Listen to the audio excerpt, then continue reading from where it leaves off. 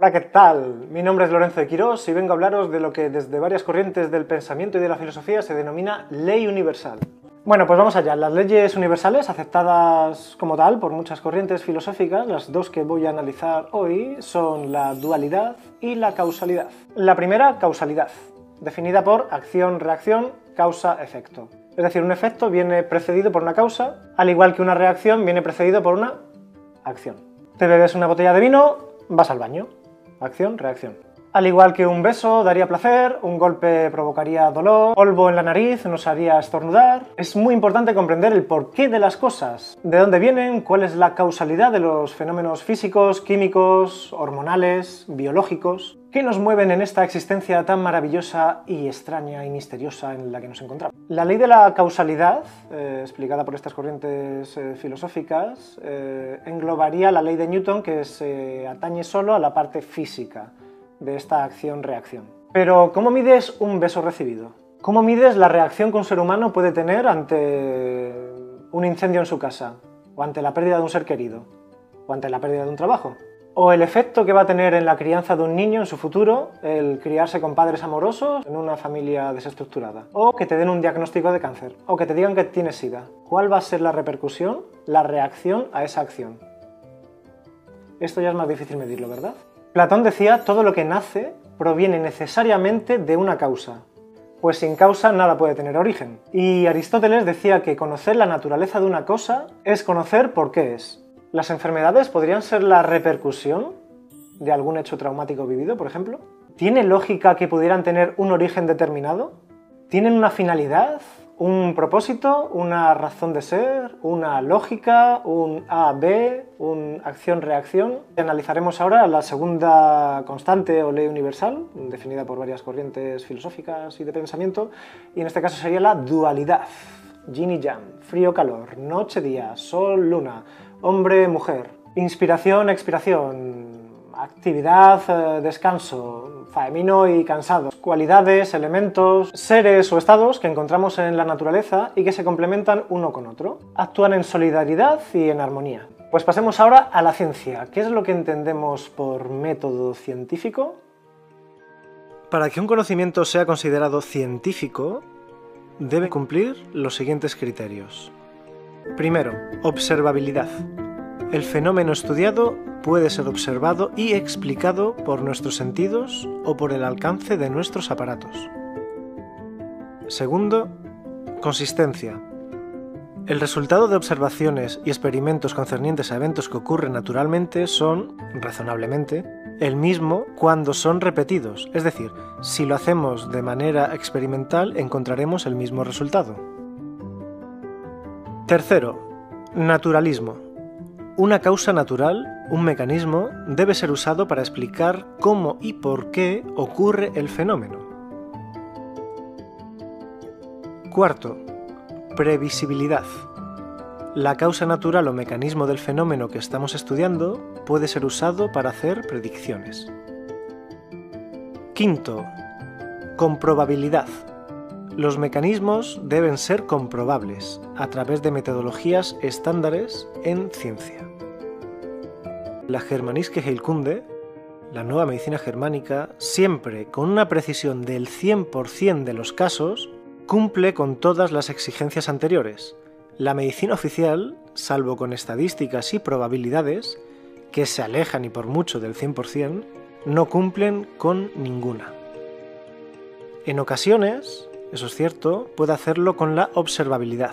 Esta sí se cumple, como decimos en ocasiones, pero exclusivamente partiendo de supuestos e hipótesis no demostradas. Es decir, es cierto que observa, por ejemplo, que algunas veces hay bacterias en lo que denominamos infecciones. ¿Recuerdan el premio Nobel de Medicina y la bacteria Helicobacter pylori? A eso nos referimos.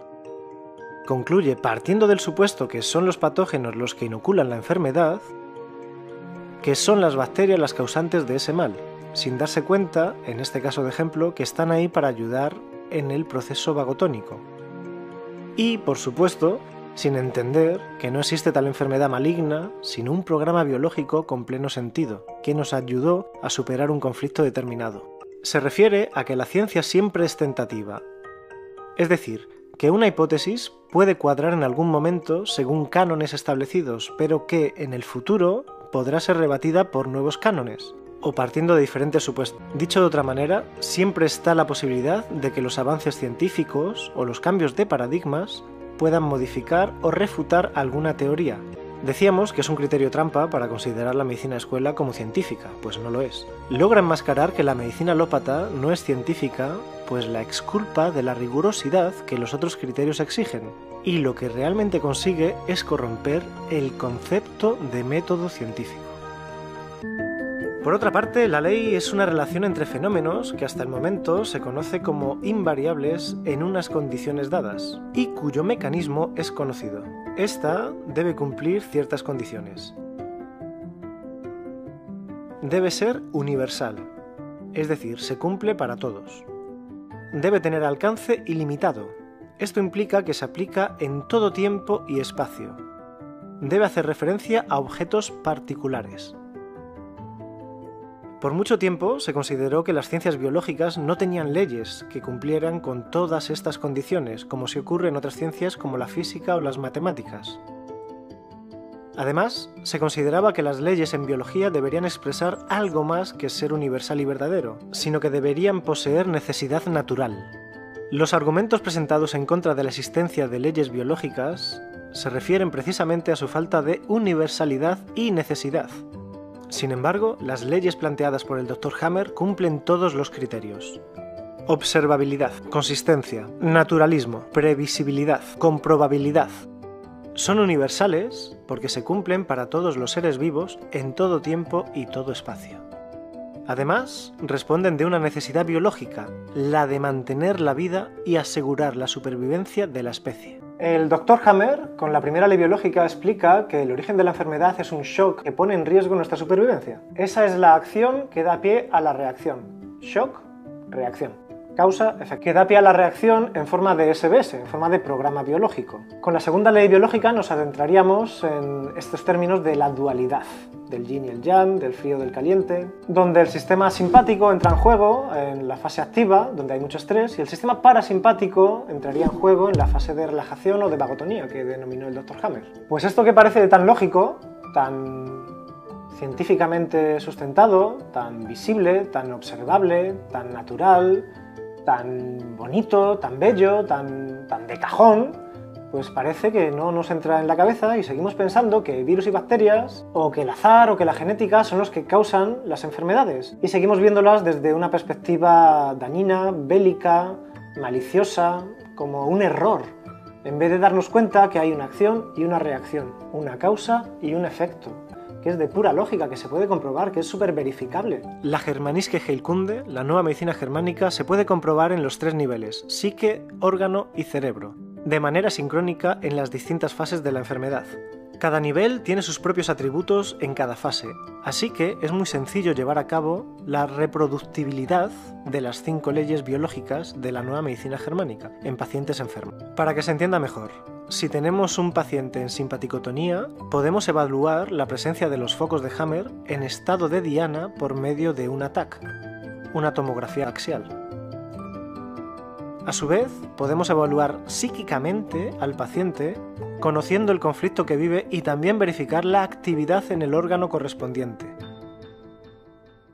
Por lo tanto, si consideramos las fases a evaluar, simpaticotonía, vagotonía, posconflictolisis A, posconflictolisis B y normotonía, además de los puntos relevantes adicionales, DHS, conflictolisis, crisis epileptoide, también para cada uno de los 3 niveles, en total contamos con 24 criterios que podemos investigar en función de las 5 leyes biológicas. Por otra parte, tienen más criterios que se pueden evaluar de manera objetiva, como los microbiológicos, el matiz del conflicto, histológicos, que pueden llegar a formular más afirmaciones reproducibles y verificables. Asimismo, el hecho de que los focos de Hammer en el cerebro están ya predestinados a localizarse en una zona determinada consta como criterio de gran importancia, pues, habiendo cientos de posibles relés ante un conflicto biológico determinado, ya sabemos con antelación el relé preciso que va a ser afectado. Todos estos criterios se cumplen con sus características particulares y demostrables en cada una de las capas embrionarias, endodermo, mesodermo y ectodermo, correlacionadas con las distintas partes cerebrales que las comandan. Un solo caso verificado con tantos factores sería muy improbable que fuera producto del azar. 100 casos verificados, entre tantas posibilidades, entre tantas combinaciones y criterios, demuestra con rotundidad que Hammer nos ha dejado el mayor descubrimiento en la historia de la medicina. La medicina oficial, mal considerada científica, nunca ha podido demostrar todas las teorías que plantea. El Dr. Hammer llevó a cabo no solo cientos, sino miles de estas verificaciones con sus pacientes, teniendo que cumplirse todos los criterios en cada una de las enfermedades. El trabajo de Hammer es inconmensurable y es algo que nunca se ha realizado en la historia de la medicina. Como acabamos de ver, la Germanische Heilkunde está comprobada y verificada al 100%. Es imposible que tantos criterios a evaluar vayan en armonía y sincronía completamente en todos los casos. Y solo el Dr. Hammer comprobó sus hallazgos en más de 40.000 pacientes. Porque básicamente lo que el Dr. Hammer nos lega es un manual de biología. El Dr. Hammer descubre eso, cómo funciona la naturaleza, cómo funciona el ser humano, los animales y las plantas. Y simplemente con ese conocimiento, simplemente entre comillas, como él decía, el diablo se encuentra en los detalles, entender la parte básica más o menos es fácil, el verificarla, si le dedicamos tiempo, es bastante sencilla. Con tener una tomografía axial computerizada de una persona, podemos saber si está cursando alguno de estos programas biológicos, qué órgano es el afectado y le podemos decir lo que le ha pasado previamente y lo que le va a pasar después. A día de hoy, la iatrogenia, en la gran mayoría de los países del mundo, está entre las 3 primeras causas de muerte. La iatrogenia son los efectos adversos provocados por la medicina convencional. Y no sé en qué momento de la humanidad, bueno, sí lo sé, hace 100 años, cuando Pasteur, gracias al microscopio, se inventa la teoría del contagio microbiano y que esos pequeños bichitos que vio en la placa de Petri son los que causan las enfermedades, en vez de ver esta relación tan ahora evidente gracias al Dr. Hammer de acción-reacción, de causa-efecto, de corres una maratón, acabas cansadísimo, de tienes un shock brutal que pone en riesgo tu supervivencia, se van a desatar una serie de síntomas que si no solventamos rápidamente ese conflicto van a ser cada vez más fuertes en la parte de sanación. Pues hace 100 años, cuando Pasteur y grandes intereses económicos de las farmacéuticas nos colaron que son los microorganismos que siempre habían estado con nosotros y que ahora de repente son los que causan todas las enfermedades, en vez de tener un rol X, que podía ser beneficioso, como el Dr. Hammer demuestra luego que es, nos la cuelan doblada y empiezan a inventar enfermedades según van descubriendo bichitos.